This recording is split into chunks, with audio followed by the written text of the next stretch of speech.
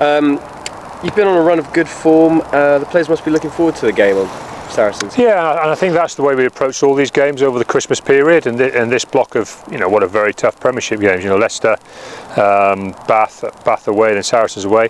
But I think we got ourselves into a place and a type of form where we were looking forward to them as exciting challenges and not daunting challenges. I think we've done that very well in the last 2 weeks, and the challenge is now to see it through for a third week when we travel to Saracens. We didn't do very well up there last year. The Saracens were very good. They got control of the game very early, and we struggled. And we've got to make sure that if there's one thing we focus on this week, it's that we turn up in the right frame of mind and ready to start the game in the right fettle to give ourselves an opportunity. Saracens are very consistent in what they do. How much time do you spend on analysis in the week before the game? The same time as we spend on everybody else, really. I mean, I think that they probably get unfairly labelled as relatively one-dimensional in the things they do.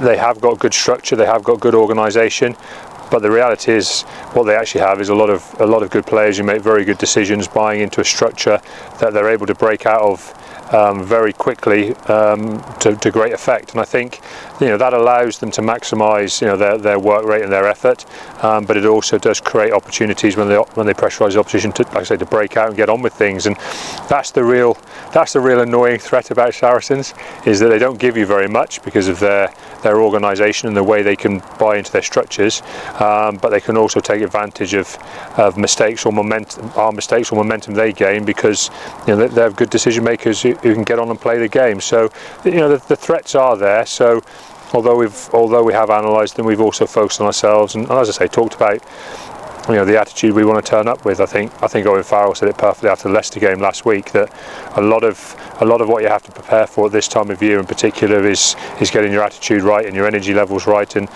we've talked about making sure that's the key focus for us. How pleased are you with Exeter's recent form? Well, I mean, obviously we're really pleased that we've pushed ourselves back into the top four. As I've said numerous times now, the destiny of the Premiership season is back in our hands, and that's great. That's the way you want it to be now. For us now, it's about collecting enough points over the rest of the season to make sure we remain in the top four, and then we get involved in the big games. And that's obviously a battle now that's going to happen over numerous weeks, but at least it's in our hands. And if we don't get there, the one thing we'll be able to turn back on and say, well, at the halfway point, as we came into the new year, we had opportunities to cement our place, and we haven't taken them, but at least we made sure it was in our hands at that stage. After Saracens, you take a break for the cup competitions and then the Six Nations.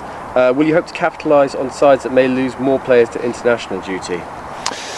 Well, I mean, yes and no. I mean, the truth is, you just really look after yourself, really. And I think the important thing for us is to keep trying to play in a way. We have some guys away with the internationals. That's my focus at the moment, is getting our guys up and running and making sure we're playing really good rugby.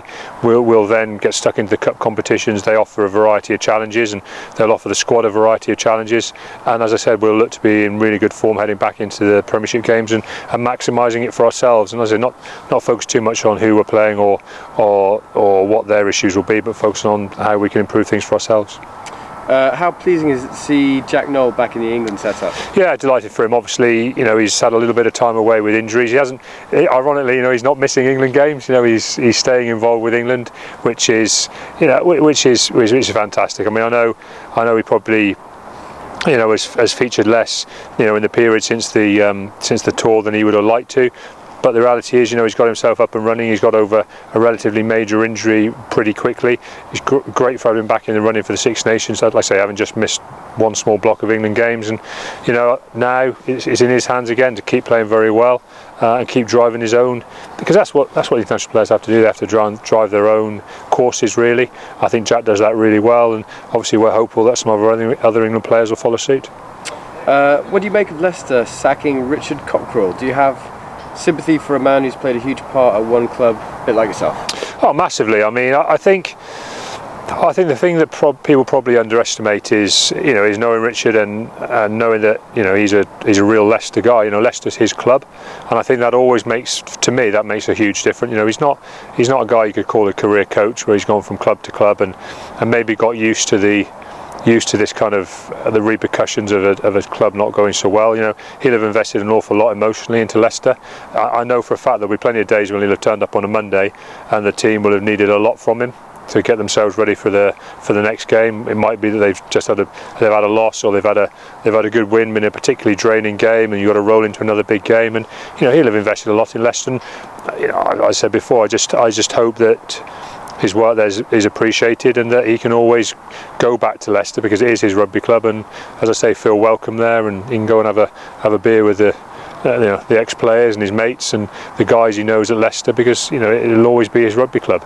Now obviously he's got the opportunity to write a kind of a new chapter in his career. He's a very resilient guy. I'm sure he'll get on with things, and I'm sure he'll do very, very well. As I say, it just is a bit of a shame, because he has been what you call a real stalwart of Leicester for so long.